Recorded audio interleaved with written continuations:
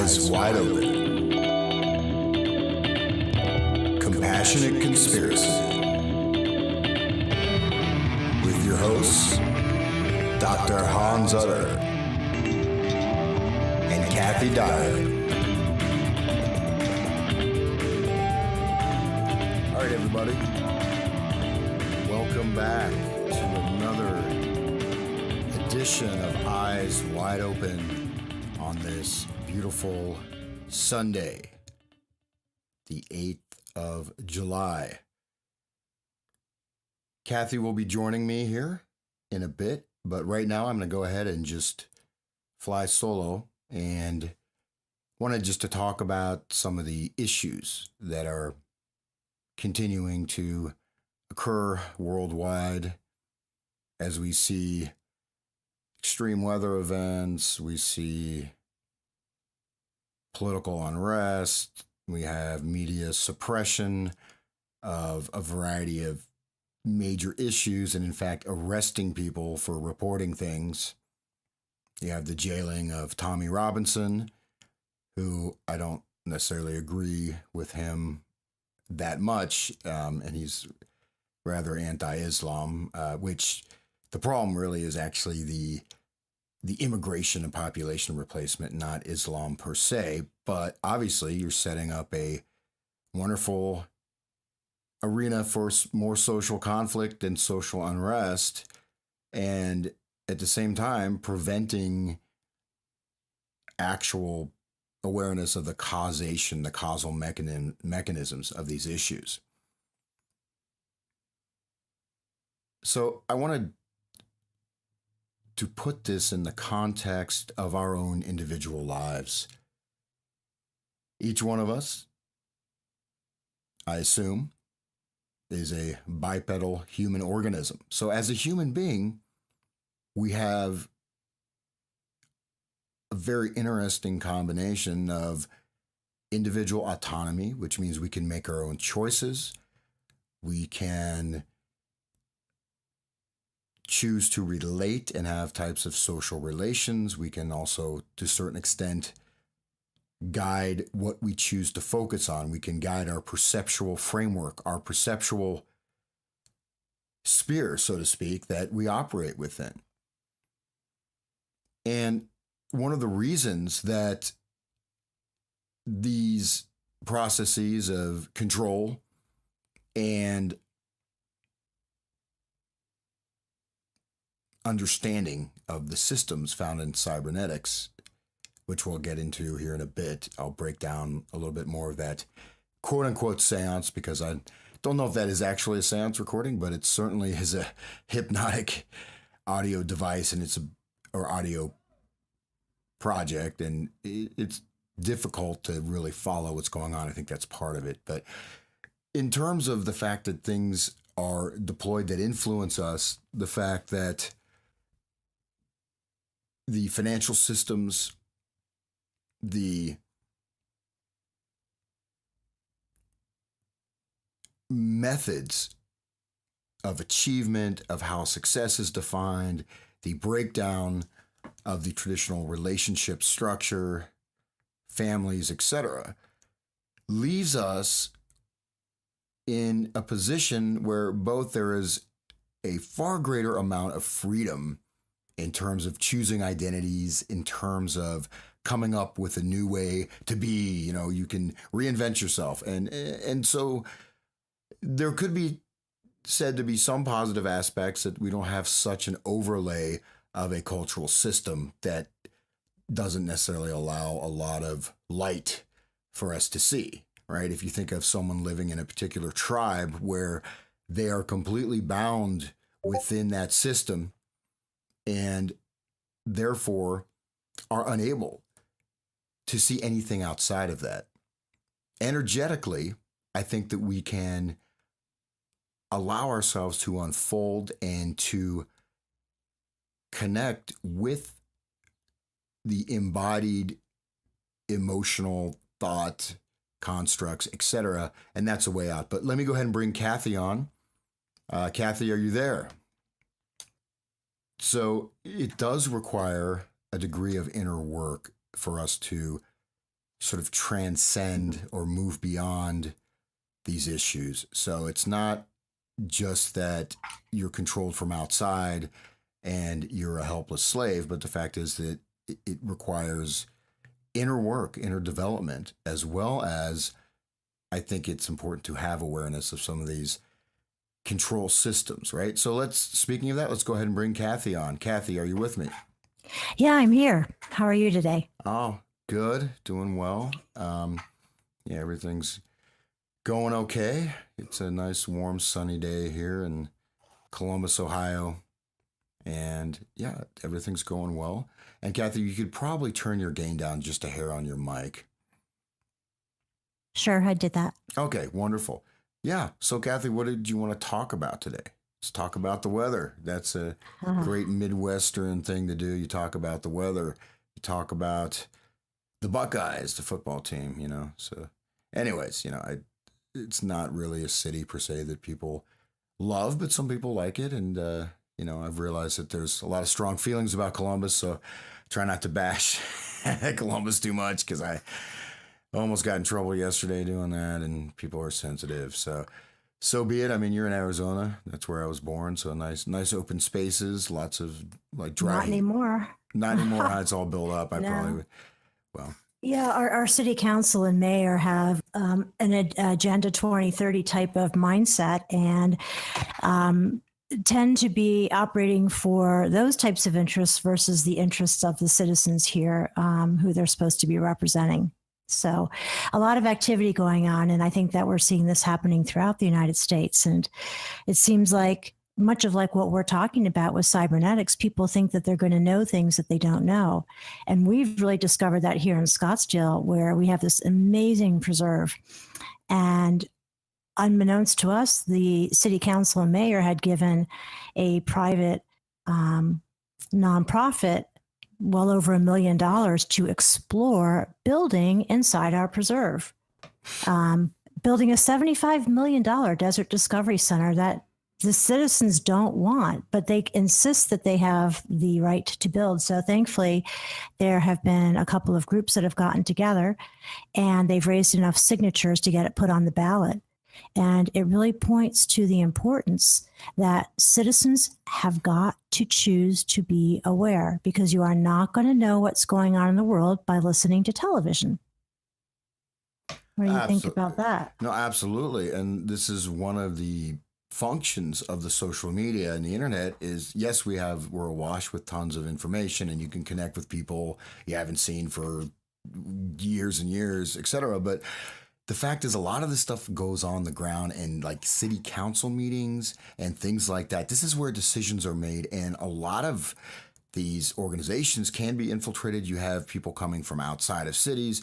In England, there's a show, I think it's called Windows on the World, and they talk quite a bit about the Agenda 21, how, like, for example, in terms of creating environmentally friendly cities, they suddenly take out the traffic lanes, they put in these bicycle lanes, and what they're actually doing is creating this massive, traffic overflow. They're kicking people out of buildings, they're re-engineering the cities, and they're actually programming all this stuff, to Agenda 21. I mean, it's ultimately, you're not really going to have any personal property or personal space. You're going to be put into these grids, right? They have this new software now, or new, server type level of stuff that can actually, using face recognition, tying into all the security camera footage, using cell phone pinpoint recognition, basically track and surveil anybody wherever they go. And that is really, the Minority Report is pretty close to being operational. But on the other hand, there still is some resistance, but it is getting pretty serious because I think the entire media has become this just mouthpiece. It's gone so far over the top that, it's completely a mind control propaganda matrix, and it absolutely ignores the issues that are going on, but on the local level, when you see like zoning stuff, an example, here in Columbus, there's like this move to destroy all these old buildings, right? I was just in Charlottesville, which is a wonderful city in Virginia, a beautiful, really beautiful place, and I saw these old statues with the ticker tape around it, or what do you call it, like the crime scene tape, because they're going to destroy these beautiful statues. Well, here's the thing. Well, beautiful or not, right? First of all, you have like Robert E. Lee. Guess what? Robert E. Lee never owned slaves. He was not pro-slavery, right? And so there's a lot of misunderstandings about that. But number two, these issues are really about the erasure of the past, the erasure of any kind of historical sense and heritage. And that goes from destroying buildings, and you see what's being put up. A lot of times it's like you're entering the same city. It reminds me just like, you go to a really big airport. It's the McDonaldization of the world. And, the other thing that you're talking about that's super important, it's just not erasing the architecture and all of that, but it's disconnecting us too from our families. And so we don't have this lineage anymore. We don't know where we come from. We don't know who we are. So we're these parts that just can be replaced. It's like machines, right? You have an issue on your computer, you trade out a part and you get it fixed. Pretty soon they'll tell you can have a cybernetic transhuman mind, and they can put a chip in and expand your memory, because to them, everything is about information. And that's what cybernetics is about, information society. But when you're in an information society and you don't understand the information, then you're really at a disadvantage. Well, also, as it says in Sister Marion Joseph's book, the trivium, I think I pronounced that, or I said the right name. So the trivium, one thing she says that's very important is that facts without any type of analysis or understanding actually prevent knowledge. They actually operate to remove the real understanding. And so the information, first of all, information is great, but is everything really based on information? Now, obviously, when they're talking about information, they're talking about sensory input. They're talking about all these other types of information that are going into the black box, right, into the brain. But the result is that you have all these disconnected streams, and I think it can serve to disconnect you from your actual present existence and your life and your lifespan. And what does that mean? And as I mentioned in the beginning, Kathy, I don't think you heard it. I mentioned that, we do have sort of an unparalleled freedom in that we can create new identities. We have this sort of fluidity that's not entirely bad. And I use the example, for the listeners, I'm just repeating it, but hey, you get to hear it again. So like say you live in a tribe, right? And this tribe can have very, very completely controlled system that just functions almost by itself. And you're inside of that. You're not even able to know anything else exists outside of it. Sometimes these can be very positive situations, sometimes not. And in terms of speaking of tribes, let's look at the tattooing and body piercing, which is something that was, obviously connected with, a tribal type of a culture, but these permanent alterations to the physical body. I mean, I see so many guys that are in their 40s now that are just covered in tattoos. And I'm like, there's so many people that are, when you do a tattoo, it's permanent. You cannot remove that. You're modifying your body, and with the piercings and all. Kind of a form of transgenderism, if you think about it, right? If I reflect on what you're saying right now, it makes me think about this whole thing that you and I have talked before about transgenderism, and people modifying themselves in such ways without even really understanding what they're doing. I mean, how many people understand the meaning of the symbols that they're tattooing themselves with? And then you're right, they're irreversible. Kind of in the way that if I chose to be a boy and have this, surgery done, I can't really change it. But do I really understand what I'm doing? Yeah. Well, there's this thing of the, rite of passage and all these kinds of things. And, again, you look at, if you have a functioning system, right, you have these thresholds in life, you have these gateways to different new types of identities and being. And if you have, you can look at like the Bushmen actually have a very harmonious society. Now it's obviously not technologically advanced, but they are they have, a very cohesive society, and people there may be truly happy or far more happy than we are. Now, can you go back? Can we go back and live in that kind of society? No. The second thing is these things are just randomly pulled in like a hodgepodge. And so there's this idea of this masochism where you're inflicting pain on yourself. You get these tattoos, they're permanent. And I listened to something the other day about tattooing, saying that it's actually connected sometimes with demonic possession. So actually, when you get your body, you get certain types of tattoos actually are believed to be sort of allowing for types of energetic a portal. You're opening up an energetic portal. And the same thing that when you're wearing brands. And this is like this whole ties back into this whole thing on cybernetics semiotics, is that when you wear certain brands, you're opening yourself up as a let's just go out there a little bit on the side outside of conventional way that people believe. But it's said that if you're doing this, you're opening yourself up to the energy that resides, or is that symbol, or is that sigil. Yeah, and so we have the sigil magic too, and these symbolic stuff. I think we've seen this video, which I don't recall who did it, but they break down even like these video bumpers for news shows, and there's so many little things going on there, and you have all these flashing lights and these symbols and this sense, and it's kind of become the standard for professional production, right? You have just tons of things going on and flashing lights and weird graphics coming in and out, and then of course you have the ticker tape of the daily events. So it just creates this kind of overloaded and distracted environment where these things are subconsciously connected with, because we, as we've talked about the reticular activating system a little bit, which we'll probably go into more detail, but reticular activating system, you're not going to see this stuff. You're not going to attend to it. And a lot of times, like, there's a discomfort, right? I had someone, when I was performing, I mentioned, they got a very powerful experience with my music, but this lady, she said that there's certain music I can't listen to. She's very sensitive to energy and stuff, and said there's so much energy in this music that I can feel it doing things to my body. I can feel what it's doing to me, how it's, it's affecting me energetically, how it's almost,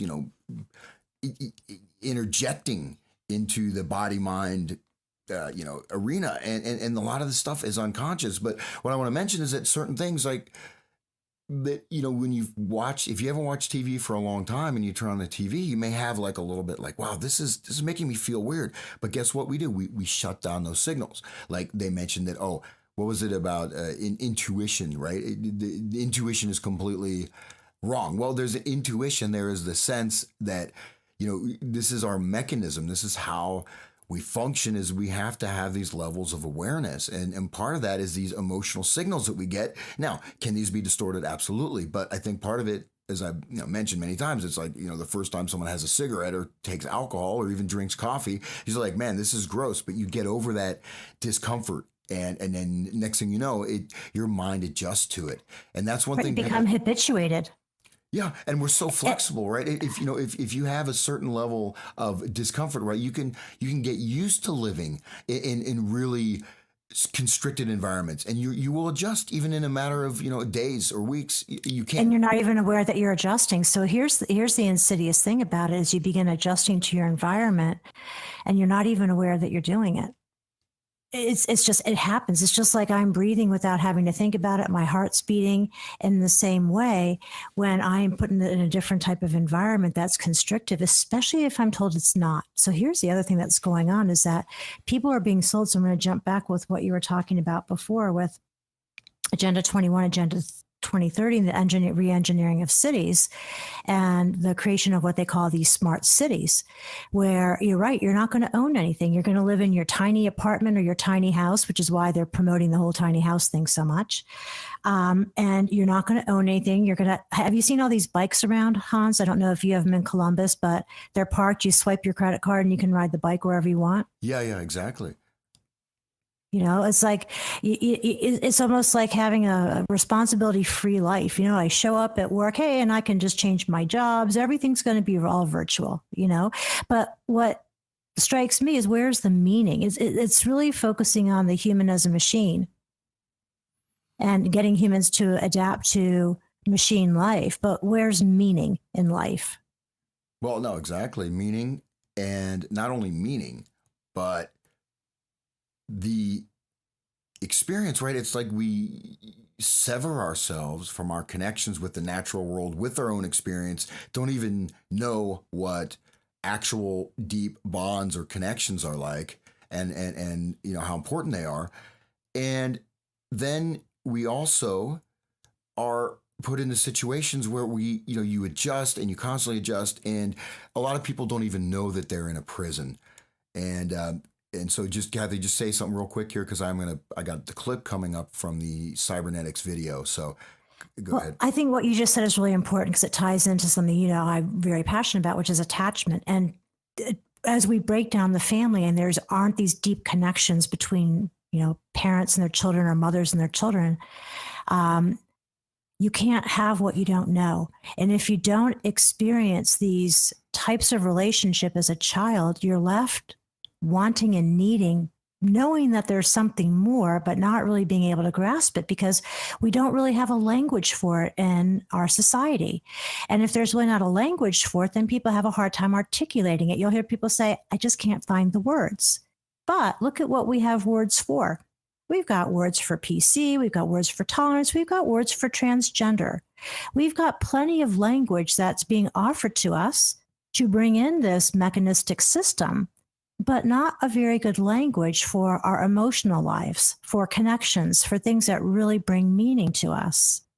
Yeah, well, let's go ahead and listen to this first clip from the supposed Cybernetics seance. Here it goes.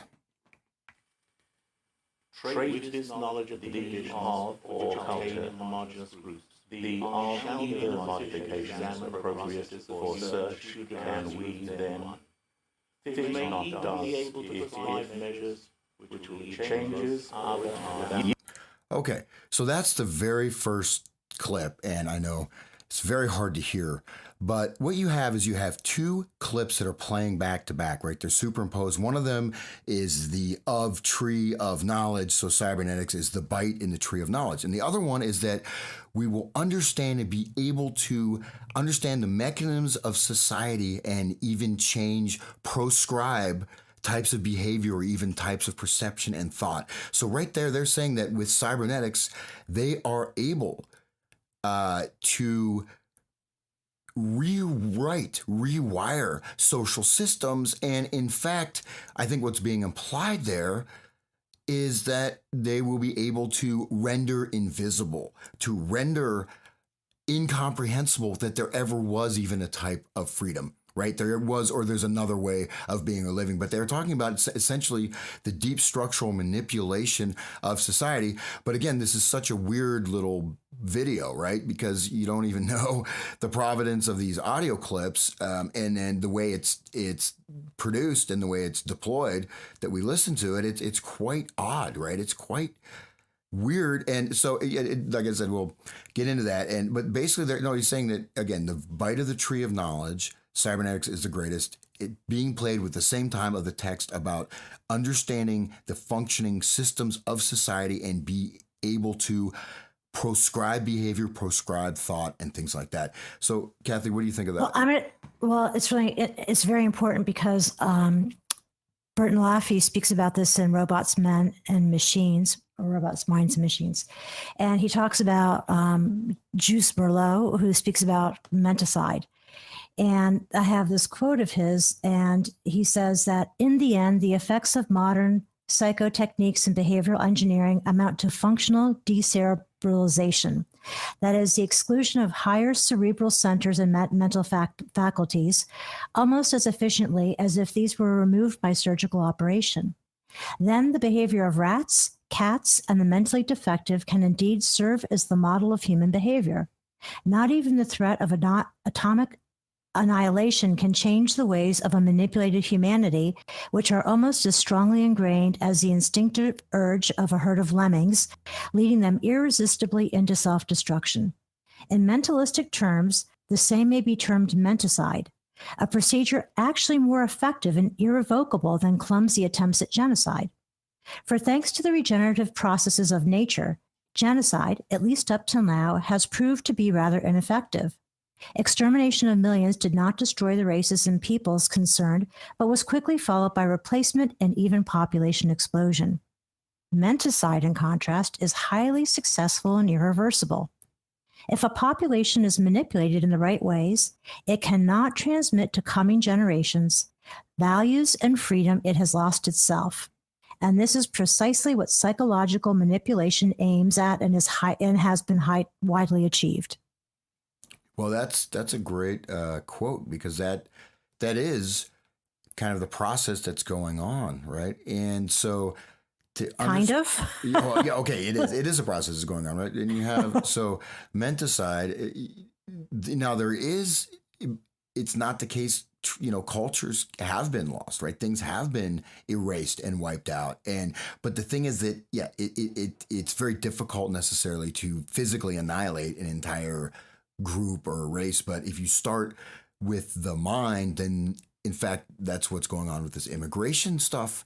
I'll give you an example. In Germany, this migrant beheaded a baby, cut the head off a baby, and murdered it was like his girlfriend or ex-wife, and he wanted custody of the child, and this was filmed. Some guy filmed it. Guess what happened? That guy, the videos were removed from YouTube, and the guy was put in jail for posting that because it generates negative feeling towards migrants. So now, are they migrants? No, these technically they're invaders, but again, we get in this PC territory. Well, you talk about that, you don't have compassion. Well, no, how are these people chosen? These people are being brought in by huge networks of NGOs that are operating, in very shady types of things, and are also getting money from smugglers. But you're bringing in people, probably they're maybe even be selecting for some of these people that are, psychotic. I'm sure, like I said, even if you took a bunch of psychotic, sociopathic people from the United States and started pumping them into another culture, then, you might have similar results.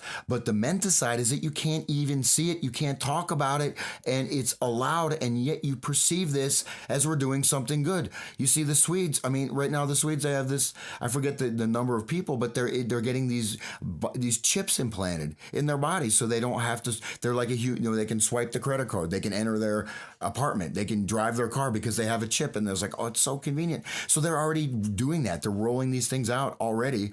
But there's another thing that's important too, Hans, about the whole thing on immigration. And people say, well, that's what America was built on. But you look at the types of immigration that the United States experienced in the early 1900s compared to the type of immigration that's happening today. And this is going to sound so politically incorrect, but there's a lot of media around it that a lot of the people coming in don't have the skills. They can't read and write in their own language, let alone ours. They lack the skills, and they oftentimes have had issues with malnutrition and things of this nature, which really affect the development of the brain. So these people coming in are very, very different. It's demanding a lot, and it really plays on people's emotions and saying, well, we should be here to help everybody. That's what America's built on. But they're not fully understanding the big picture and what they're saying. And so they're making these conclusions based on incomplete information. They're not understanding what it's really doing. Yeah. And okay, let's just keep being on PC. I know some people may not like this topic, but the reality is, okay, look, I've lived all over the world. I would consider myself to be very open to other cultures and very respectful for other cultures. But when you look at, say, the United States, well, who actually built the country? Now, I don't. Now, it is what happened to Native Americans. That is, it is a terrible thing, and in no way justifying that. But the actual system that's built up that we see today was built by primarily English, Germans, and other Europeans, right? That was how this country was built, by and large. Now, you did have laborers, for example, in Toronto, I think it's Vancouver, or BC, British Columbia, you have these Chinese that were, brought in to work on the railroads. Well, now they're claiming that they own the territory. They're actually taking over almost entire cities and entire universities. Well, do they allow that in China? Hell no. You in China, you good luck becoming a citizen. All these things. It's only us in the West that is allowing this, and there's also this sort of Christian morality that's deployed, and say, oh, you feel guilty. So this is just one example, I think, of the process of menticide coupled with the actual replacement and destruction of the existing cultural forms. Because what you get is you have all these groups now, and I think that it's nice. There's an important ebb and flow between systems. There's between cultures, right? You have a certain number of immigrants, right? But when you have this mass immigration of populations that are just coming in en masse by the tens of thousands, and you have people coming from, say, the Sudan, right, where they've been at war for decades, where you just rape people. I mean, it's been war torn, but people are in an incredibly violent culture. You're just dropping them into the heart of Europe, and then you can't even discuss it. It's blocked from discourse. You can't even bring it up. And then when you do, you have, for example, the videos of the mothers getting taken away from their children. Well, okay, but guess what? Like I said, if I try to sneak into China, I'll probably get my head cut off, or Singapore, or whatever, or Iran. Hey, and let's talk about also what's happening in Israel right now. They're paying African migrants to leave. And if they don't leave, they're going to be arrested. So here's the other thing that brings up cognitive dissonance for people. Because the narratives are so artfully crafted, right? It's mind control. To really accept what's happening in the United States means that you are consuming mind control if you don't question what's happening. If you don't question what's happening now in the United States, you're not really fully understanding what's happening in the world. Especially like, could you or I go to Iran? No. Could we go to China? No. North Korea? No. And now we have Israel that is paying to get rid of people that immigrated there. Hello, and what's guess where going they're on? sending them? United States, Canada, and Europe. They're not sending them back to Africa. And okay, but there's issues. And again, if you have a functioning society, why not make societies function, right? So this whole idea of diversity, well, what you're doing is erasing diversity, right? And this goes back to the Kalergi plan, where, you want to sort of get rid of all distinctions between people. And you want to remove gender and roles. And you really, it's really going towards this, like we talked about last week, with this, all this fluidity. Well, you're actually destroying diversity. Well, justice warriors. Diversity is being destroyed. You're annihilating. When you go into Charlottesville and you tear down statues, you're actually destroying the diversity of that unique culture and heritage that's there. You're not really increasing diversity. It's only a certain type of diversity that's permissible. It is not so that word itself, it doesn't make sense, because if you just look at nature, right, you have, now I'm not into this whole thing of like, okay, we have to have this segregation of populations, but look, there's absolutely a war that is being conducted to destroy, by and large, one of the major forces in developing the quote unquote modern world. And then, what do you have?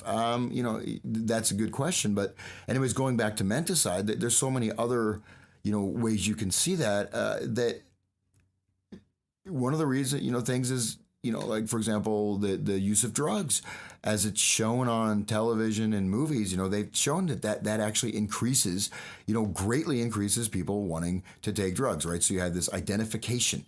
You even go back as early as, I think it's Gordon Allport, writing about the radio in the 30s. And he talks about that the father figure is in the 30s, saying the father figure is already gone from the family. There's no more, there's no more respect for, family or tradition. And so we're replacing it. And they studied that quite a bit, of how hearing that voice of, say, FDR, who was, how to make him connect with people and make him become this figure of authority, this authorial voice, right? This position of the wise king, the wise father, at the same time removing or pushing back on the family, right? I mean, just we go into like how in all these television shows and movies, like how a lot of men are portrayed as absolutely incompetent, and well, I'll just stop there. Go ahead.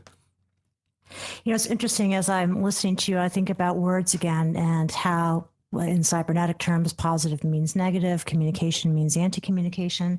And when you said the word diversity, I opened up this article I have on cybernetic readings. And it reminds me of Boaz also, who believes in this whole thing of egalitarianism, that, we're all the same. It reminds me of Kurt Vonnegut's book, Harrison Bergeron, where people are handicapped. Like if a woman is too pretty, she has to wear a mask. If you're too smart, you have to wear an electric device on your head that buzzes you every few minutes. So everybody's completely equal. And is it, I'm going to butcher his name and you can help me with it. Humberto Maturana, who's also very big in cybernetics, says, talks about the notion of diversity.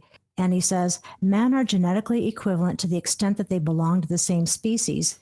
And all human diversity is either due to genetic variability within this fundamental equivalence or to upbringing. And it says cultural and physical environmental differences during ontogeny, or both. And so it really makes me wonder, like, when we talk about diversity, what are they really meaning about it? And what are we driving towards? Does diversity mean everybody has to be the same? Is diversity conformity? Well, yeah, that's exactly. I mean, it's not only that. That's what Kalergi talks about. He's right. All the races will disappear, and they'll just be left with, like the ancient Egyptians. All cultures and races and differences will breed together, and we'll just have this sort of homogenized being like the ancient Egyptians, which is a direct, a paraphrase quote. So diversity actually means the destruction of diversity, because if you don't have a mechanism of preservation, and if you don't have a transmission of these cultural practices, and I'm not genetics, I'm not quite, I don't want to get into that, but I mean, there certainly are some traits, right? If you have, families of artists or musicians or people that are good at certain things, it can be passed down to your kids, or if you have someone who's an alcoholic, that can maybe also influence coming generations. So there's a major disconnect, but I think that's very similar to what you find in a lot of the cybernetic stuff, where you're required to take on major metaphysical assumptions that are not clearly outlined, but they're presented as factual and as necessary and as real. And also in the case of, for example, this idea of this new society, the new social order that's being promoted and promulgated, is that of you're doing something positive. You're removing this horrible, culture of war and violence and and this is the only way we'll survive, is by, we have to take these choices, to save ourselves, blah, blah, blah. But it means actually the annihilation of diversity. So it means the exact opposite. Right. And it's not for everybody, though. Right. These the people in the pulling the strings, they're not egalitarian. They see themselves clearly as superior. Well, and what we're really seeing is that this is really a religion that's being sold in the form of science, and it's being executed through social policy. And people don't really understand, just like the way that Piaget was not forthright about the monad and what he was speaking about, which is really about religion, his religion. He obfuscated the meanings of words, so anybody reading it would think one thing. And actually, most people don't read Piaget. They read interpretations that others have made of Piaget. But what we're discovering is that the same thing's happening in a lot of other areas in what's deemed science, like in psychology and anthropology, and that these so-called sciences are really being used to promote religious beliefs in the form of science and social policy.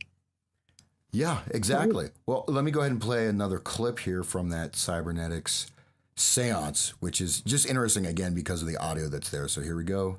Next clip. Years 2000, last be intaken as mankind, that knowledge of tree, the of fruit, the of out, bite, biggest, the is cybernetics. So there we have, the year is 2000.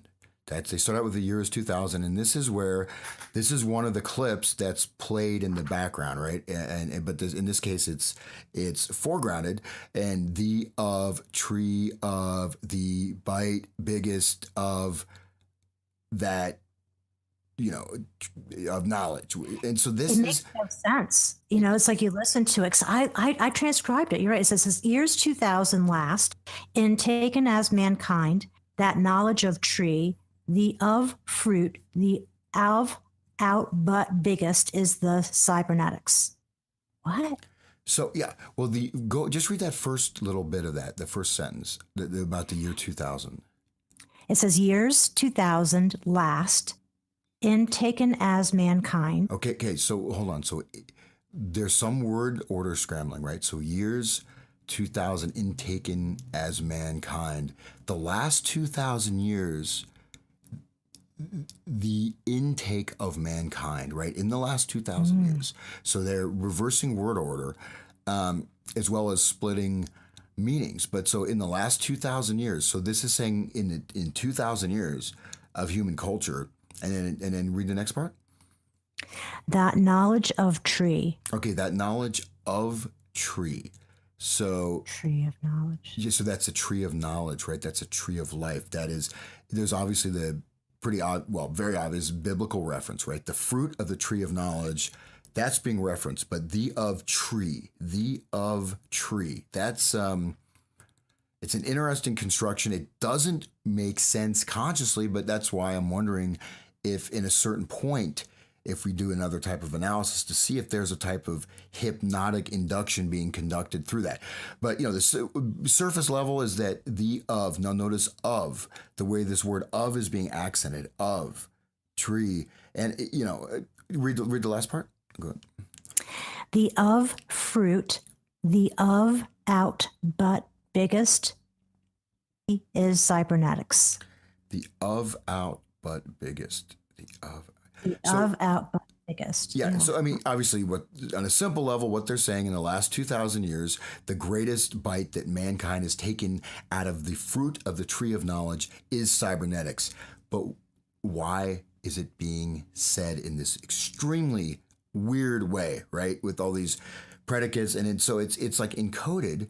But there's also some type, I think, of a symbolic reference. And I think we would want to look at these like and or of, and these, what these actually prepositions mean and what they mean for cybernetics, right? Because these prepositions are relational structures of meaning, of action, of agency, and also even of cognition. So I think that's important to look into. And let me just go ahead here. I'm going to play another. Can I just say one thing real quick? Absolutely. Go ahead. Sorry. When I think of the tree of knowledge, I think of the Kabbalah. And I think about Talmudic reasoning and Talmudic rules of engagement, which is actually where a big part of what Panjaro spoke about last week comes from. His conversation theory emanates from all of this. And again, it's about the use of words. And so to us, it's like it doesn't really seem to make sense, but obviously it does make sense.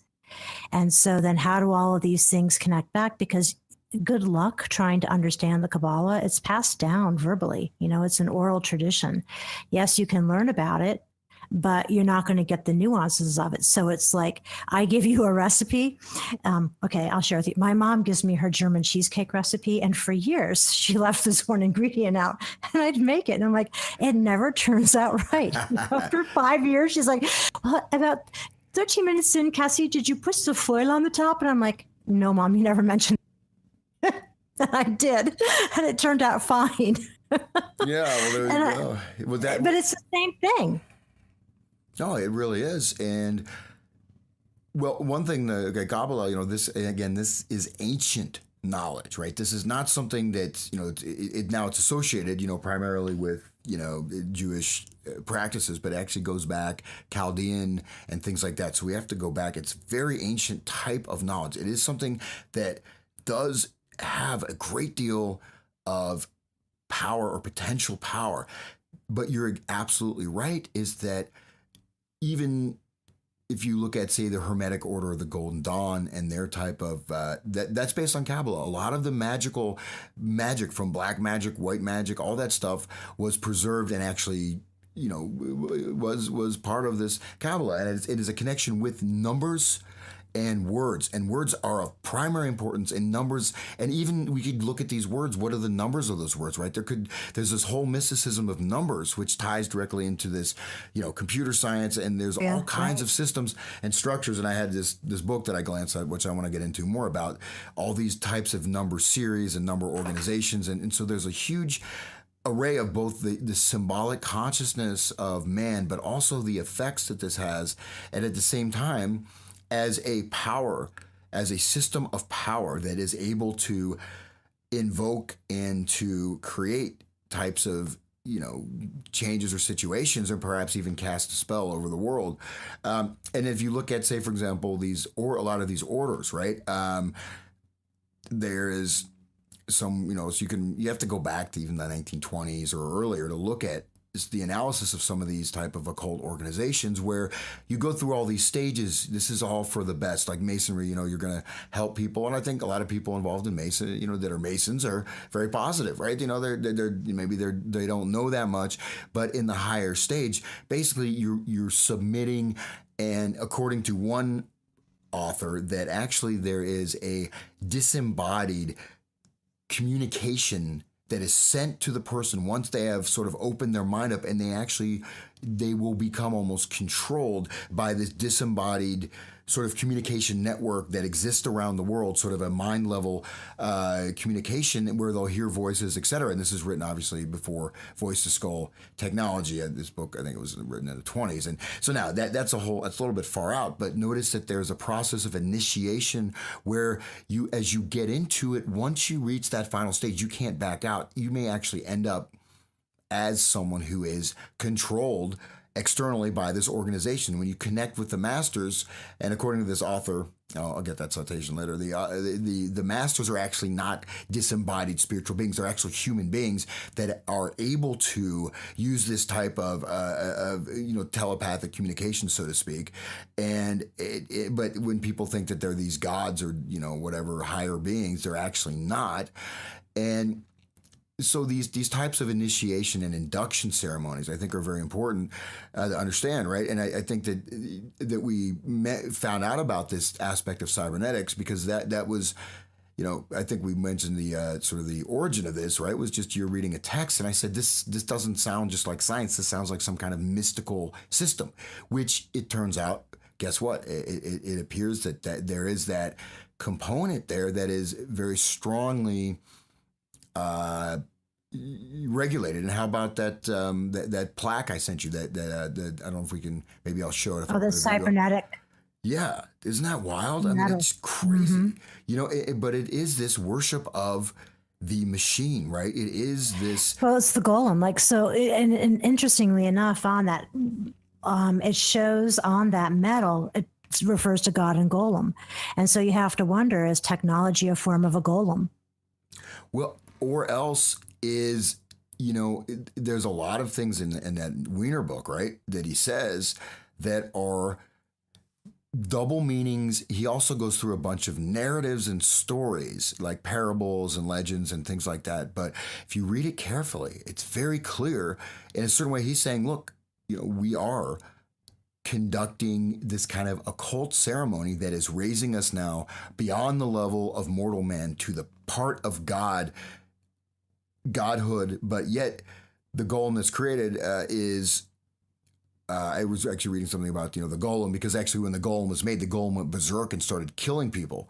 It started killing the wrong. I mean, it just basically went nuts, right? So that story in the rabbi in Prague, right? So the golem went nuts, and so he had to make the golem die because the golem. Well, what's Frankenstein? Frankenstein's monster, Mary Shelley. That is absolutely about that golem. But in this case, it's framed as a positive venture. But notice the fact that you're creating a type of self-reproducing slave system. And in fact, the machine is being posited as God, not only the creator of the machine, but the machine itself. You're sort of doing that. So, okay, let's listen to one more clip here from that wonderful ceremony. So here it goes.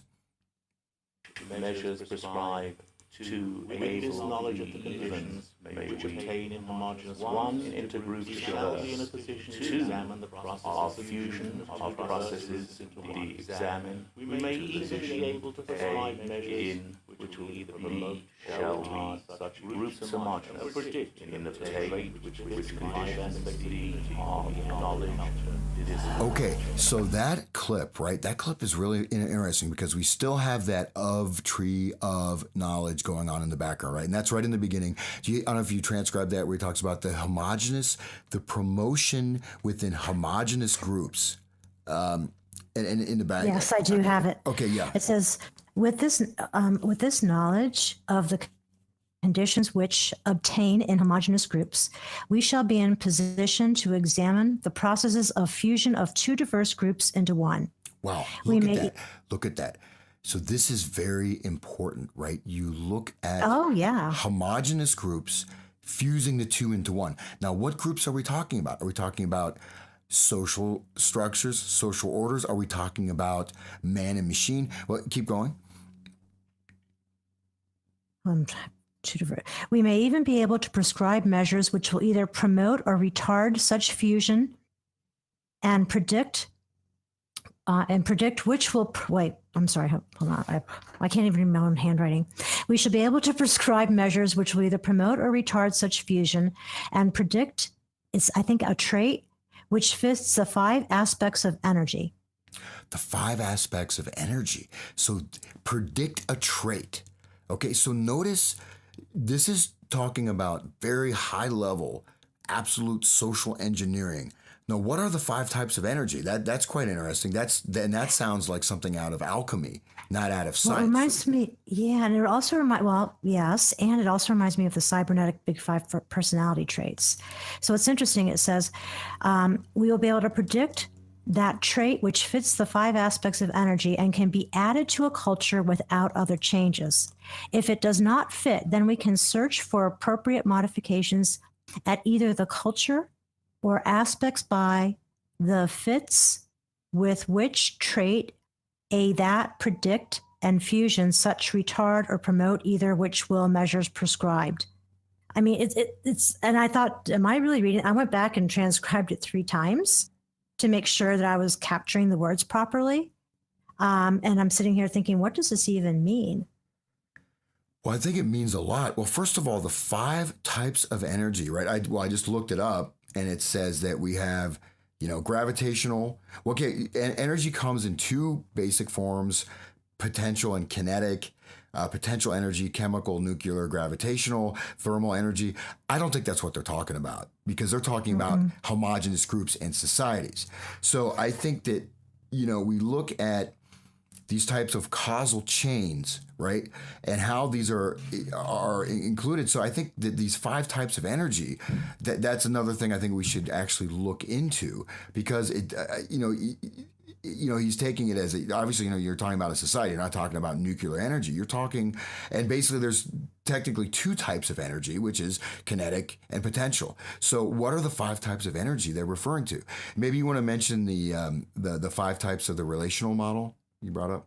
Yeah, the cybernetic big 5. It goes into trait hierarchies of stability and plasticity. And so under stability, there's neuroticism, agreeableness, and conscientiousness. And then under plasticity, extroversion and openness, which is also known as intellect. And so what they know, and this is really a lot of Jordan Peterson's work is based on the cybernetic big 5. He talks a lot about this. He has a whole series that are available on his lectures online about, neuroticism, agreeableness, conscientiousness, extroversion, and openness. And conscientiousness is really very important. He spends a lot of time in that domain. It goes into the aspects of industrialness and orderliness. So each one of these domains, these big 5 domains, also has aspects within them. And the reason I found it is I was doing research on attachment theory and cybernetics, and I found this article on the cybernetic big 5 theory and attachment. And I started reading it and thinking, my gosh, there's so much that they understand when you think about cybernetics meaning to steer. Or as Timothy Leary would like to refer to it as piloting. We're being steered, but are we aware? Do we know where we're going? Who's piloting us? That's what comes to mind for me. Yeah. And it ties in also to the cybernetic cycle, okay, which we talked about before, which ties into cybernetic goal seeking activities. And then like the actions and the strategies you pick, how you're interpreting, how you're doing, if you're using negative feedback, which is good, or if you're using positive feedback, which will lead to no change. And if you're achieving your goal or not. I mean, it's so complex. And I discovered this whole thing ties into the type of work I do, which is around emotional intelligence and self-regulation. It's so, to me, overwhelming. And I had absolutely no idea. I mean, I'm a curious person, but I had no idea until recently that how much of our world is based in cybernetics and cybernetic language, and we have no awareness of it. We don't make those connections. We're not taught that. Nobody teaches you this. Yeah, yeah. Well, so it's interesting that this did come out of systems theory, which, you know, we were talking about electrical devices, you're talking about factory control systems, where it does absolutely make sense. It makes a lot of sense. You know, you have these negative feedback loops. You know, it actually was used for like control of amplification, you know, for like at Bell Telephone. And so, but then how did this go into this entire model of control of society, right? But we have the idea of these teleological mechanisms, right? So this idea of this goal setting, corrective feedback, and James Watt, as we mentioned, you know, so it is James Watt with the steam engine and the governor, which is it is you have a machine set for a goal with an inbuilt corrective self-regulation, right? Now, how does this go to the human being and the mind, right? You know, and the control of the mind, and how do you take something as immensely complicated as the human brain and human society and apply this really, it's a binary sort of a simple model. Well, that's kind of what we're doing here, right? So, but it definitely, I mean, you really have a fusion of military technology, communication technology, you know, factory engineering with human mind and consciousness with mathematics. And who was that Russian psychologist who first looked at this in terms of psychology? The name is escaping me. You know what I'm talking about? Oh, yeah, Luria, right? Not Luria. No, no, no. Oh yeah, PK Anokian. Okay. So he's talking about it's physiology, right? So the physiology, and so this physiology, and in fact, we'll play a little quote later from in that what do you call it, the seance thing, where this guy, who he obviously a very prominent scientist. I'd like to find out who it is. Obviously, you can tell who Margaret Mead is, and that's a guy. You know, it sounds almost like an old German or Russian or something. Oh, it is. It's Heinz von Förster. Trying to just, he almost sounds like he's drunk when he speaks. And I've listened to some of his other lectures. He's very hard to listen to.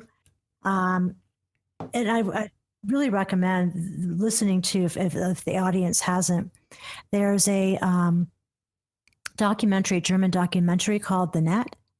And the guy goes through a lot of these significant players in cybernetics.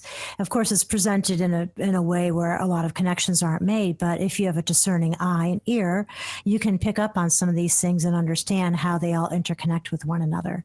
And von Förster is comes near the end of the documentary, but really important to listen to.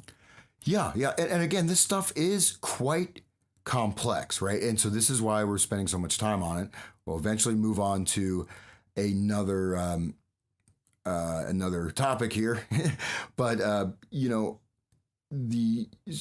Wiener had the best-selling book, and then it was taken over by this. Initially was not popular in the Soviet Union. Then it was taken over, and then that's one of the reasons that we have the American Society of Cybernetics being basically founded and run by the CIA in the early 60s, right? So we have this AI, we have this idea of artificial intelligence, and this is very much connected with, artificial intelligence as well as, the understanding of the brain itself, neurophysiology, the entire operation of the brain and the human organism. So it really is a vast theory but again, the roots are mechanical machines that will fulfill a purpose and have types of regulative mechanisms. That's how it started. That's where the whole feedback concept comes in. But it goes into the operation of the brain. It goes into the functioning and structure of society. And they're talking about mutating and fusing together homogeneous groups or cultures and using the 5 types of energy, which I'm wondering what that is. And I think that's... We'll have to look that up. All right. So we're going to go ahead and take our top of the hour break, and we'll be back, listen to some music here. All right. Thanks, everybody, for listening to Eyes Wide Open, hansutter.com, and hopefully soon a website for this show. Please try to support our work. Shoot me an email, hansutter@hotmail.com. All right. Well, here we go with some music, which is going to start here in the last 10 seconds. So I've got 10 seconds. I don't even know what to do. I've got dead air right now. I'm still talking, still babbling here. 3 seconds. All right. I feel like there's a rocket ship going off. Okay. All right.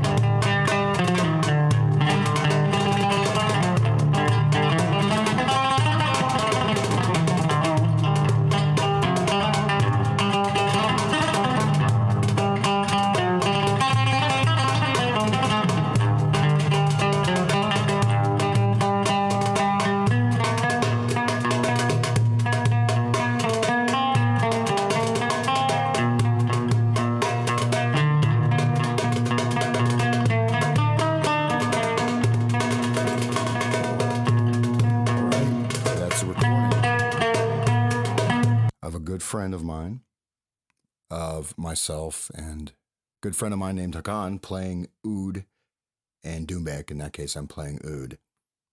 One of the things I'm going to be moving towards more in this show is looking at positive solutions, because focusing completely on problems and systems of control can start to create a mindset where you feel that there's no way out. And I certainly believe that music is a very important means to expand our emotional, mental, spiritual horizons.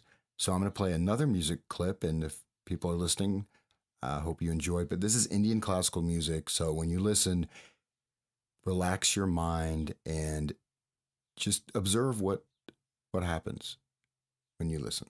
All right. This is Ustad Amir Khan.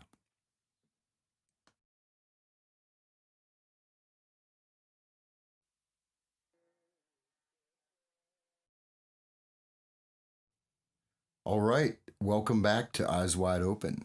That was Ustad Amir Khan with Bagashi Kanara Soraga, set in Jumra Tal.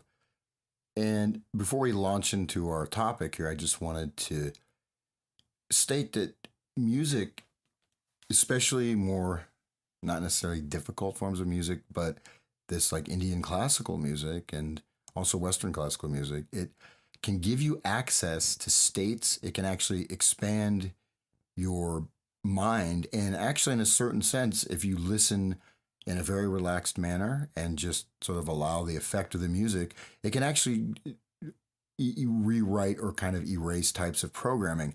Now, what's interesting though, if you look at music as sort of a microcosm, I mean, of conscious perception, awareness, will, causality, agency, and things like that, right? Because music is set in time and it is an abstract, it's just sound, right? But these abstract organizations reflect not only social organizations, but also mental organization, thought processes, and emotions.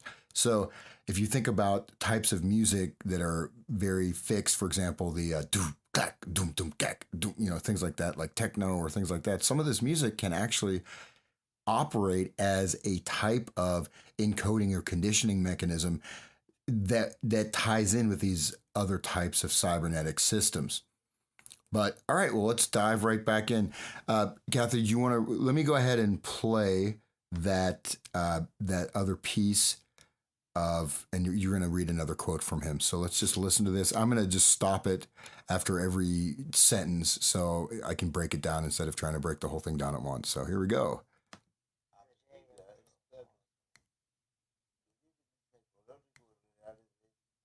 Okay, so the first statement is behavior is purposeful. We live in a psychological reality. Okay, behavior is purposeful. So purposeful behavior, right? Teleological systems. We live in a psychological reality. So our reality is created by our minds, so to speak. Let's go on.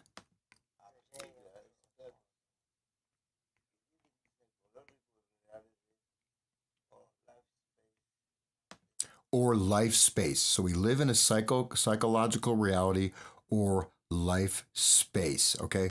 And here we have Lewin, right? Lewin. Okay. Continuing.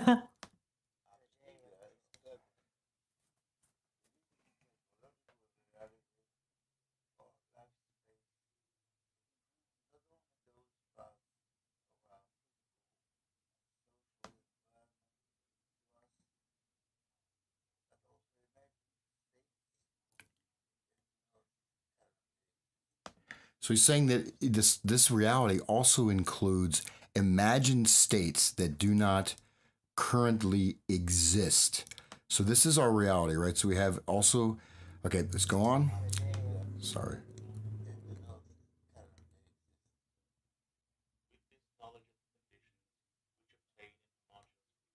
And then it goes back into that with knowledge of conditions that obtain in homogeneous groups. So we have a statement that we live in this space, a life world, a psychological world that includes also imagined states that do not exist yet, but yet they exist. So why don't you read that quote from the same individual? It does sound like he's drunk, doesn't it?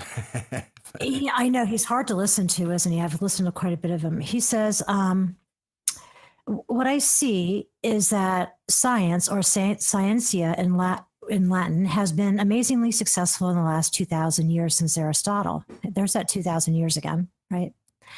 And what does scientia derive from? The Indo-European word for scientia is the word sky. That's how he said sky. And that is found in science and scientia, and in schizophrenia and in schism. That is the meaning of the word to separate. And so systems is a parallel development, only it's the exact opposite of science, for it integrates. When you think about it today, all of the systems theory and systems research, which crops up in both art and science, he says, I wouldn't call that science anymore. I would call it systemics. Today, science has moved on to an approach that sees things together, systemics. And what's interesting, in another video that I watched of his, he basically says that cybernetics is the information functions between machines and living beings, and that there's this assumption that the nervous system doesn't reproduce reality, but it calculates it. And he says that really man is nothing more than an information processing system, and that the brain is no longer the place where ego and identity are mysteriously created by consciousness, but it is a machine consisting of switching and controlling circuits, feedback loops, and communication nodes. That basically the brain is a black box where cause is effect and effect is cause within an infinite cycle, a closed feedback system with input and output that can controlled and calculated. Wow. Well, why don't you Really a lot. break that down a little bit? This stuff you do have to break it down. I mean, it's certainly You really have to break it down, because you really have to consider the fact that these people really think about human beings as being machines, that we can be programmed, that there's input output, that the mind is like a computer. And it really takes out this element of what you started with today about music. And music's interesting because out of all of the senses, they all go through the reticular activating system with the exception of music, which goes directly to the emotional center. Yeah, but also see, again, this is why certain types of music are good for studying, because it creates an orderly flow of thought. And as I mentioned, I put a lot of terms in there, but you look at agency, you have your potential for action, right? Your potential actions that you can take, and also the awareness of them. Because if you have actions you can take and you're not aware of them, you don't really have agency in that area. I mean, it doesn't mean, this is distinct from choice, right? The idea of like proliferating millions of choices. That's not what we're referring to here, right? And let me just draw on this real quick. This is Cybernetics and Counterculture, which is a short PDF. Walker, from the Walker Arts Center, Hippie Modernism, The Struggle for Utopia exhibit catalog. Okay, so, and this is entitled, it's only like 2 pages, but it's entitled How Cybernetics Connects Computing, Counterculture, and Design with Herbert Drubley and Paul Pangero. Okay. Man is always aiming to achieve some goal, and he's always looking for new goals. Gordon Pask. And I'll read this because this is a very nice overview of what we've been discussing.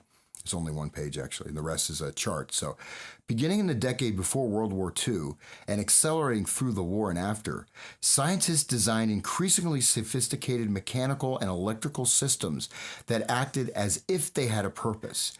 This work intersected other work on cognition in animals, as well as early work on computing.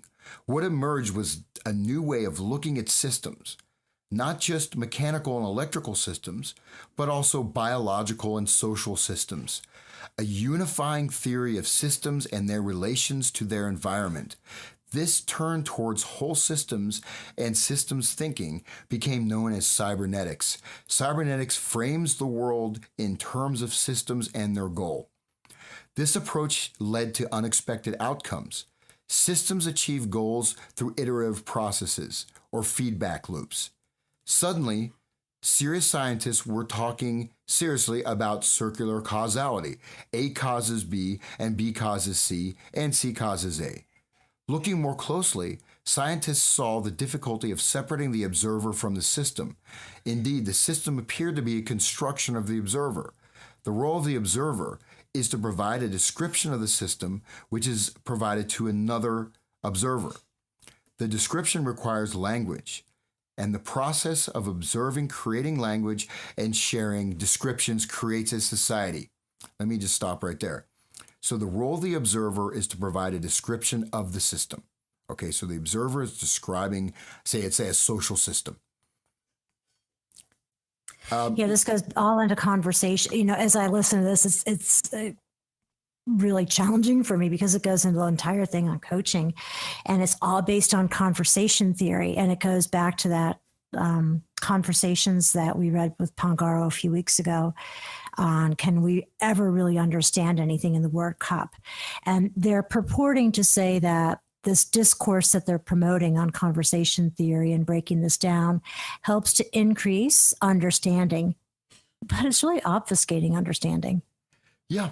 Well, let me just finish breaking down that paragraph. So indeed, the system appeared to be a construction of the observer.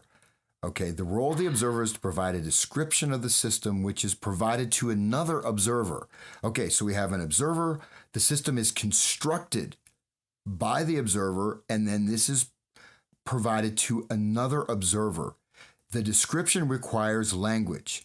Okay, so we have the importance of language. You're describing a system, and notice the observer. So it's very interesting to notice the position of the observer is somehow in a certain way. By taking the stance of observation, the observer constructs the system, even creates the system.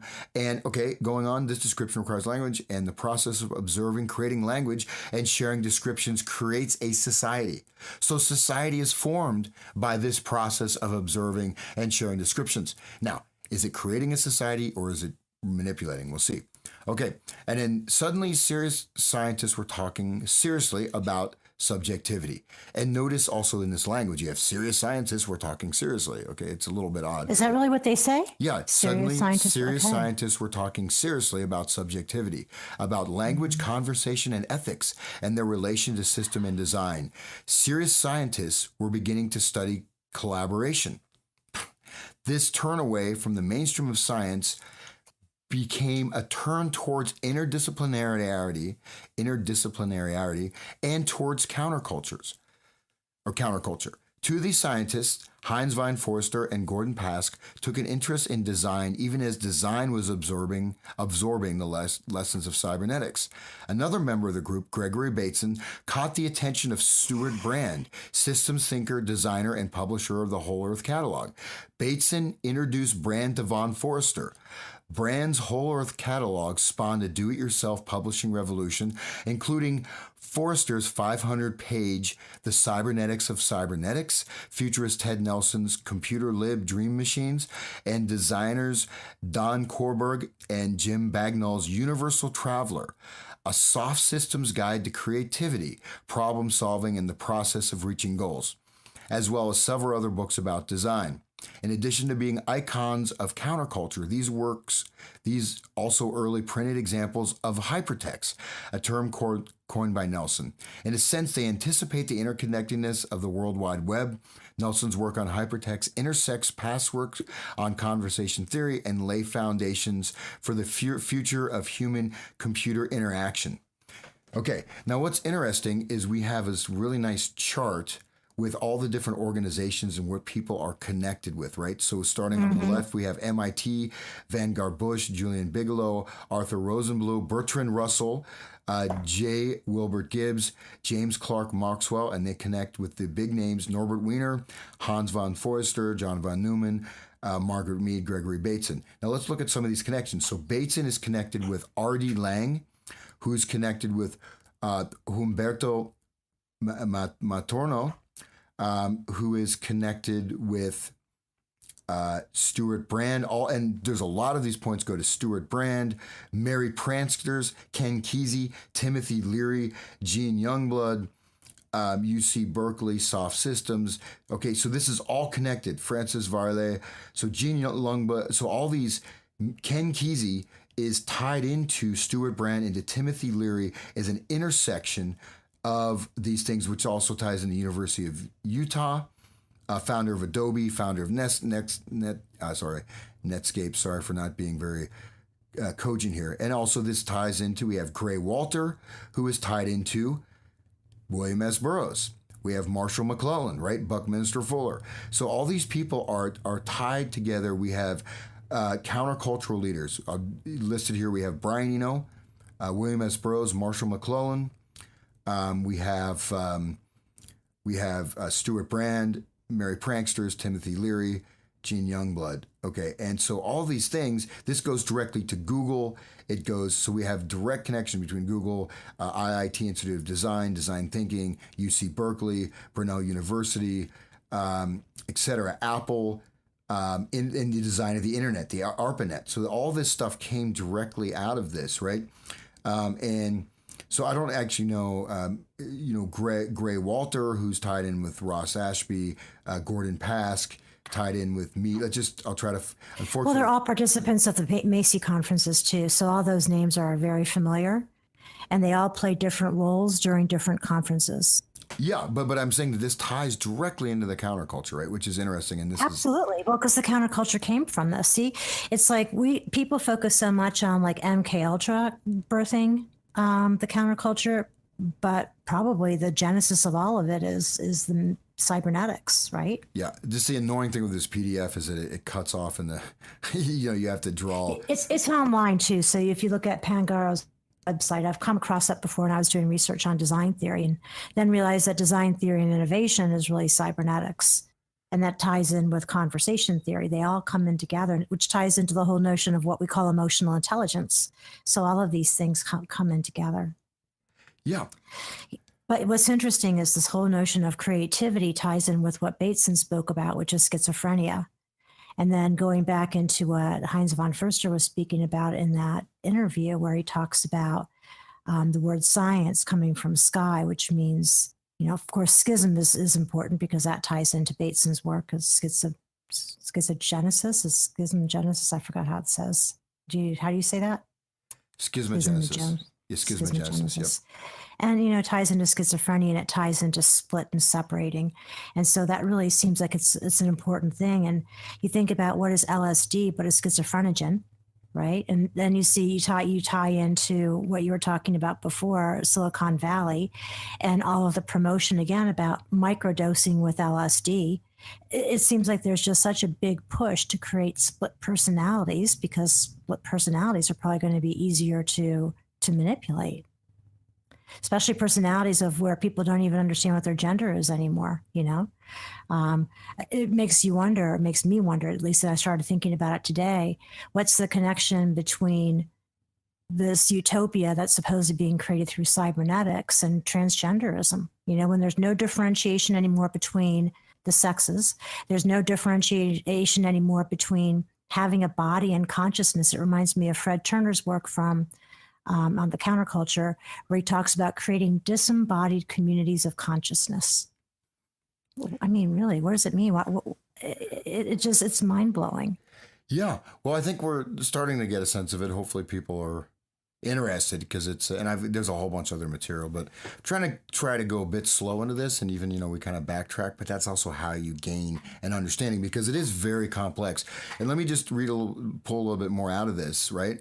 So we're looking at the way matter and energy, information age, and cybernetics focuses on the use of feedback to correct errors and attain goals. It has roots in neurobiology and found practical application during World War II in the development of automatic controls for piloting ships, airplanes, and artillery shells. Okay, but here's the thing to keep in mind too. We look at have you seen the videos of people with shell shock in World War I? I mean, and the horrific injuries that happened in World War I. People forget about that. It does also go back, it does connect to a certain extent with the Tavistock Institute and the understanding. Oh, not a certain extent, no, a big extent, because shell shock ties in with Jonathan Rawling Rees, and it ties in with Brock Chisholm, and Brock Chisholm is a really important character in all of this, because he also speaks about he was speaking about basically basic universal income and what we're experiencing today back in the 1930s. So this makes a lot of sense. In fact, it was the study of shell-shocked soldiers that led to a lot of this, with the work of Jonathan Rawling Rees, Brock Chisholm, John Bowlby. It was very important for the work that then turned into the Macy conferences and cerebral inhibition. Yeah. Yeah, and let me just read a little bit more here. So Weiner, I know, yeah, used cybernetics to describe a new science, and so he did coin the term cybernetics. Okay, that combines under one heading the study of what in a human context is sometimes loosely described as thinking, and in engineering is known as control and communication. In other words, cybernetics attempts to find common elements in the functioning of automatic machines and of the human nervous system, and to develop a theory which will cover the entire field. There was no existing word for this complex of ideas. I felt constrained to invent one, hence cybernetics, which I derived from the Greek word kubernetes, or steersman, the same Greek word from which we get our word governor.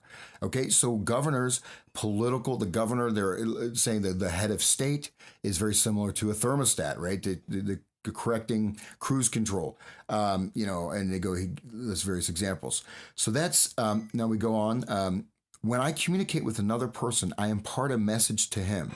And when he communicates back with me, as he returns a related message which contains information primarily accessible to him and not to me. When I give an order to a machine, the situation is not essentially different from that which arises when I give an order to a person. In other words, as far as my consciousness goes, I am aware of the order that has gone out and the signal compliance that has come back. To me personally, the fact that the signal in its intermediate stages has gone through a machine rather than through a person is irrelevant and does not cause great change in my relation to the signal. Thus, the theory of control in engineering, whether human, animal, or mechanical, is a chapter in the theory of messages. Okay, so notice, so when we look at that, so we have this communication, I communicate, and he communicates a related message, information primarily accessible to him. When I give an order to a machine, it's not different from when I give an order to a person. As far as my consciousness goes, I'm aware of the order and the signal that compliance has come back. So in the intermediate stages gone through a machine rather than a person does not change my relation to the signal. So it's a sending messages, receiving, sending, and controlling messages. Now, the question is this. Now, we receive messages, certainly, but I wonder to what extent, again, as we've been sort of going around on this quite a bit, is that what extent is this simply a means to describe the means of biologically, psychologically controlling and issuing orders as opposed to just modeling, right? So I think there could be an extent of where this model of cybernetics is imposed on human beings, therefore constructing them as functioning within the cybernetic system, right? So this system, you look at the observer, he's creating the system. So they're saying that by observing society in this way, we're actually changing and creating and manipulating and fusing and mutating social systems. Well, it makes a lot of sense because you have to realize too that Brock Chisholm was very involved in the World Health Organization and with mental health standards. And he had some very interesting thoughts about all this. See, all of these things, streams come together. All of these people, they're all interconnected or in different ways. And so, like, here's something that is attributed to Brock Chisholm. He did a lot of the studies on shell shock, and it'd be interesting. It's interesting how many of the same themes keep coming through. He said he felt that a world police force prepared, and this is his quote, prepared to suppress ruthlessly without parley or negotiation any appeal to force by any people in the world is desirable.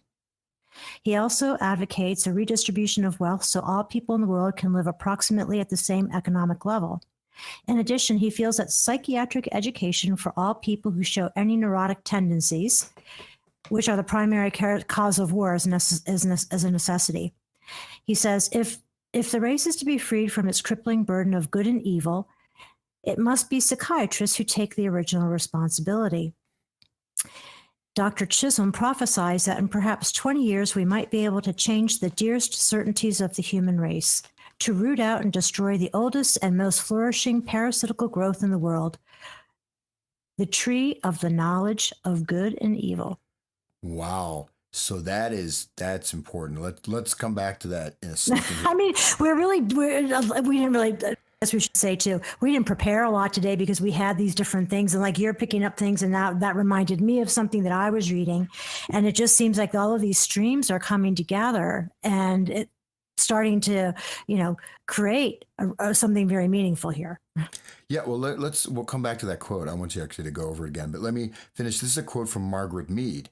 So by 1968, Margaret Mead was contemplating the application of cybernetics to social problems, and probably before then. Okay, but that's what they're saying here. And this is a quote from Mead: "As the world scene broadens, there is a continuing possibility of using cybernetics as a form of communication in a world of increasing scientific specialization."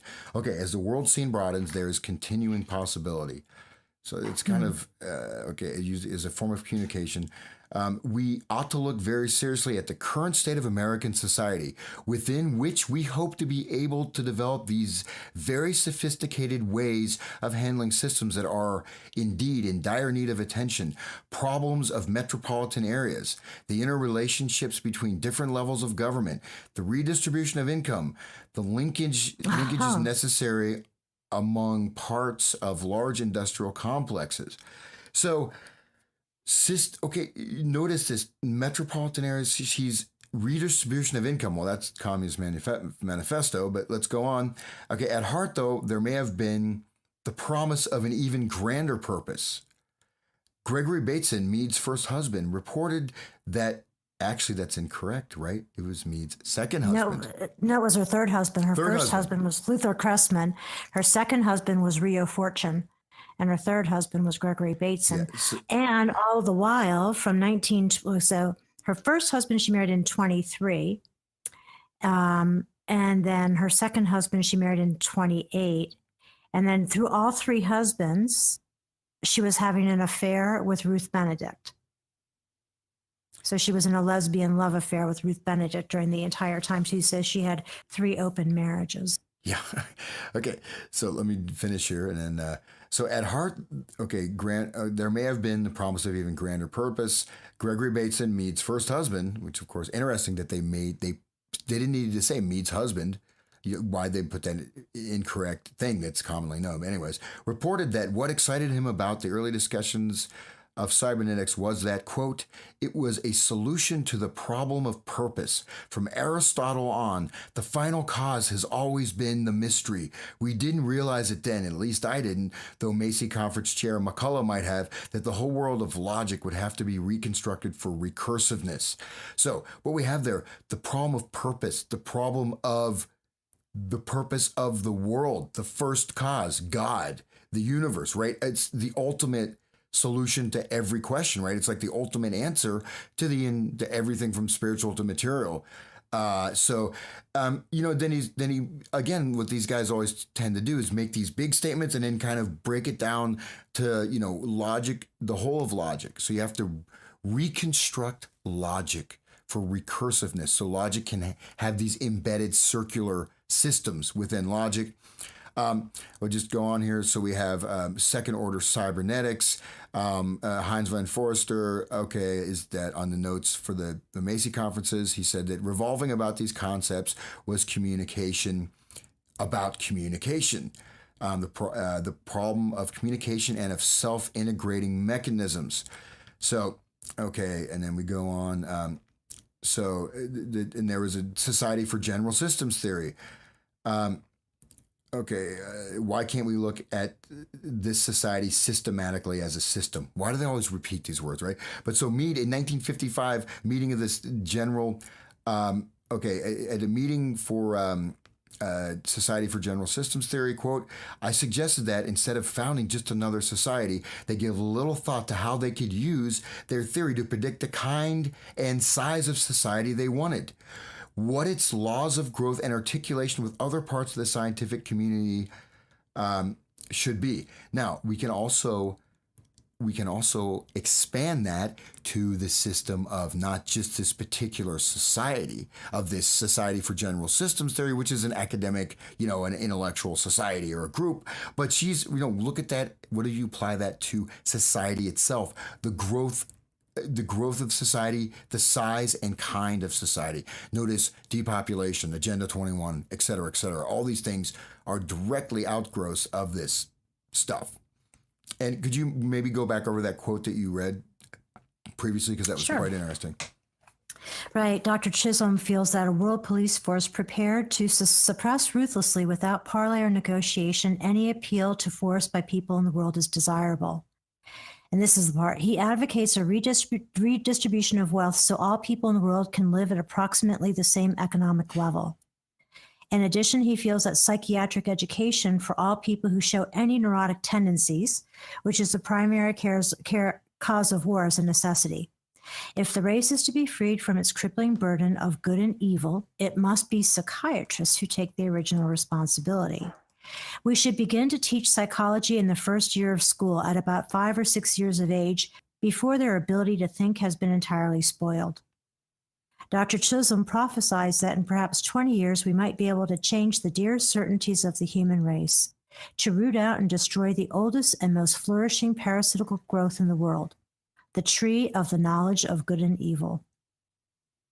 That is just wild, is it not? Because they talk about the fruit of the tree and they're cutting that down. And it's a very powerful statement, but good and evil. So, this is the one world government. This is the Communist Manifesto time on steroids. It's even something very different from that. Okay, let me just go. And using psychiatry to shape, wait a minute. Well, I can't believe I said that. I was just going to say using psychiatry to shape war, but there's actually an article by Jonathan Rawling Rees that says shaping society through psychiatry. Yeah, exactly. And this is okay. Let's look at Matorno. So Matorno, the Chilean biologist, right? So he says, his article Meta Design, Matorno says, we human beings exist as such in language. That is, we exist in the flow of living together in the recursive coordinations of behavior that language is. I call the consensual braiding of language and emotions conversation. Now, what does recursive mean? So recursive is something it's repetitive, it's something that goes back, but it also relates to the repeated application of a rule to achieve successive results. So you keep applying the same rule and you keep achieving similar results, like you're processing something. And in computing, it relating to or involving a program or a routine of which a part requires the application of the whole, so that is explicit interpretation requires in general many successive executions. So execution of the program. So it's a routine of which a part requires the application of the whole. So you have a small part that's being a system that's being run through a much larger program, but as it's almost like it has its own momentum, and eventually it eventually, produces a result, but it's like a smaller, like a subroutine set up inside of the larger society. So he's talking about, obviously, about conversation theory. I just have to stop Absolutely. right now because I'm like, ooh, I can't believe all this. It's like, this is like what my career's been based on. And it's like, I had no idea. I went to this ontological coaching site. And so, okay, Maturana is really important, the man that you're speaking about, because remember, Stafford Beer went down to Chile and worked with Alliand, right, to bring in a cybernetic model. They called it Project Cybersun. And I was always wondering, like, why in the executive coaching world are there so many Chileans involved, like Fernando Flores, Oyaya, Maturana, and I forgot one other guy. And I'm looking at this right now, and I'm on their website, and it says, Humberto Maturana is a biologist who specializes in the area of cognition. His life's work has been the development of a new interpretation of what it is to be cognitive. This interpretation has been the key to seeing human beings as human observers who rather than just seeing what exists independent of themselves, constantly change their own structure and dance with their environment. Being social creatures, this environment includes other human beings. I mean, it's mind-blowing. Yeah. And so as we go on, Matorna extends it. So we human beings can do whatever we imagine, but we do not have to do all that we imagine. We can choose. And it is there where our behavior as socially conscious human beings matters. We are responsible for the world in which we live. We are responsible for the world we design. So who's designing it and who's responsible? See, it goes back into like all of these things that they've been talking about, like, where do the goals come from? How influenced are we by goals that we're not even aware of, that we adopt as our own? The language is so leading. It's like when you were talking to me a couple of weeks ago about that Conversations article that we read from Cybernetics and Conversation. It ties back to these same things. There's already assumptions embedded in the language that as I'm listening to you read this, it's like I'm just thinking to myself, all of the assumptions that are embedded, that I have to agree basically with what's happening in order for what you're saying to make sense to me. Yeah. Well, let's just go on. So we look at, you have the Center for the Biologic Computing Laboratory, Biological Computing Laboratory, University of Illinois, Champaign-Urbana. We have von Forster.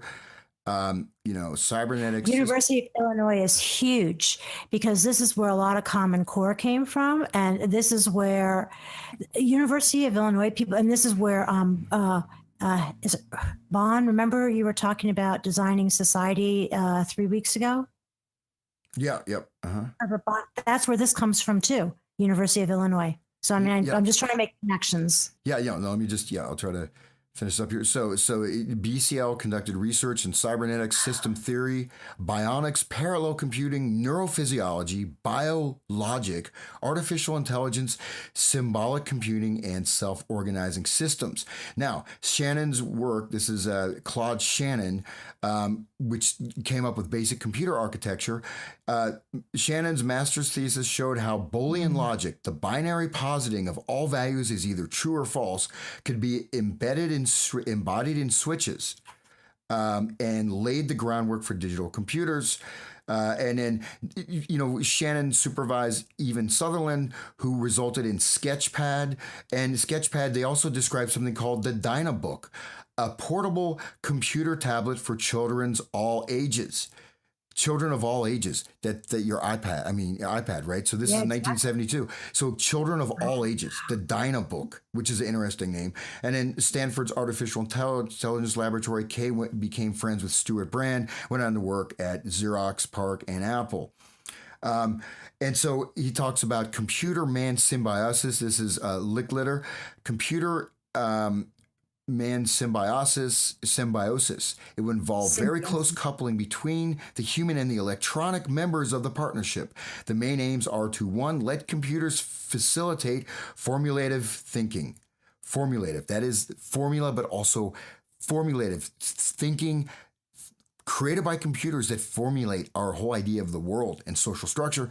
That's my aside, right? And 2, to enable men and computers to cooperate in making decisions and controlling complex situations. So why does man need to interact with a computer? I mean, why the computer has to make these decisions? I mean, you're not talking just about a machine, right, that's doing assessment, or something like that, but you're talking about actually man is almost below the computer and is cooperating with the computer. The computer is, in a sense, making these decisions. Okay, we'll go on. 1968, Lidlecker published The Computer as Communication Device. The first sentence sets the tone. Quote, in a few years, men will be able to communicate more effectively through a machine than face to face. You can see this goes back to the whole premise that they believe that human beings are flawed and that machines are accurate. It goes back into that Turing test where people were communicating with a person and a computer, and they had to guess which one was the person and which was the computer. And then further, they did tests, Turing did, where you had to guess if you were communicating with a male or a female. And if you couldn't tell, then the machine's smarter than you are. Right? The machine, you're absolutely right. You really nailed something that is very foundational to their belief, is that the machine is superior to the human. Yeah. And then we go on with the countercultural connection, right? We have, so a very important thing is this, that there's no more values, right? Notice you're cutting the tree of the knowledge of good and evil. There's no more good and evil. So cybernetics opens up what they call inframed culture, this is why it just goes absolutely, we won't get into Heidegger, that's a whole nother topic, but so they basically argue, the cybernetics challenges conventional dualism between mind and matter. Psychology can spill into engineering, and vice versa. So cybernetics is open to revolution and possibility. And Brand came to appreciate the Stuart Brand of the Whole Earth Catalog, major figure in a counterculture, right? So Bateson came to appreciate cybernetics as an intellectual framework and as a social practice. He associated both with alternative forms of communal organization. So Brand traveled between and connected several communities: cybernetics, Bateson, Mead, von Forster, computing, Engelbert K. Nelson, and Negroponte, and of course counterculture. Ken Kesey, the Merry Pranksters, and Annie and other communards. John Markoff has chronicled how the 60s counterculture shaped LSD in Silicon Valley. So we're getting a lot. We have a lot. Can we just like stop for a minute? Because I'm kind of getting lost right now. We've just been dumped a ton of information, but what's the value of all of this? Like, what does it mean? Yeah, just one thing real quick. Brand introduction to Bohemian culture began earlier when he was in the Army working as a, quote, military photographer. On his time off, he got to know the New York art scene and became involved with the USCO. So he's a military photographer. How's he getting involved? Anyways, so again, you see this. We'll stop there. We are kind of. Actually, you know what, Kathy? We have 4 minutes left. So why don't you go ahead and give your clothing? You're, oh my God. Excuse me? Sorry, your How about I'll give my clothes? Your closing statement. You got 3 minutes. Go ahead. I think that we really need to listen a little bit more to what we talked about today, because we did a really big dump of data. And then next week, break it down and not add in more information, because I think that it's interesting to bring this stuff forth, but then to help to break it down and to get meaning. Because one thing that's really, I think, very helpful, and I know it's helpful for myself, is that having somebody else to speak to or having other people make comments about things and bring in their own perspectives helps me to more deeply understand something. And I think that's really the value of this, is that there really aren't a lot of people talking about this or who have spoken about it. How does it relate to what's happening in the world today and ourselves, such that we're not just like bobbing along and, going wherever the environment's shaping us to go, but that we're not just being purposeful, but we're adding meaning to it and understanding what we're doing. So I'd really like to see that, I'd like to really focus on that next week. Yeah. Thank you. Well, sure, Kathy, thanks for being with me. We may even bring some guests on, so it's not just me rambling away here in my high castle where I survey the world. But and we've seen, what we're doing is we're kind of circling back, but in order to grasp the subject, I think you really have to, because it's extremely complex and with the very heavy overlay of science and mathematics. And notice these other goals, right? These other goals of restructuring, reordering society, but also some of these quotes from like the early 60s, even the 50s, where man will communicate better via machines than they will face to face. You can see the iPad, in the early 70s, they're talking about a book for children of all ages. That means us. That means grown adults who are still like little kids, right? The Dynabook. So we have these things that are absolutely reflected in our world today. So I'd like to thank everybody for listening, and we'll be back next week. My website is hansutter.com. I will update it. Any support is appreciated. Also, even just let me know you're listening, hans@hansutter.com, and etc. So, and if you do want to support, maybe pick up one of my CDs or whatever. So I'm not thrown out on the street by the cybernetic monsters. No, not so bad. But anyways, again, thanks everybody for listening, and I hope everyone just has a wonderful rest of their week. All right. Good night, everybody. And Good night. We'll see you soon. By the way, I saw the Walton's Farm. We can talk about that next week. Kind of interesting, but okay. Bye. Bye-bye.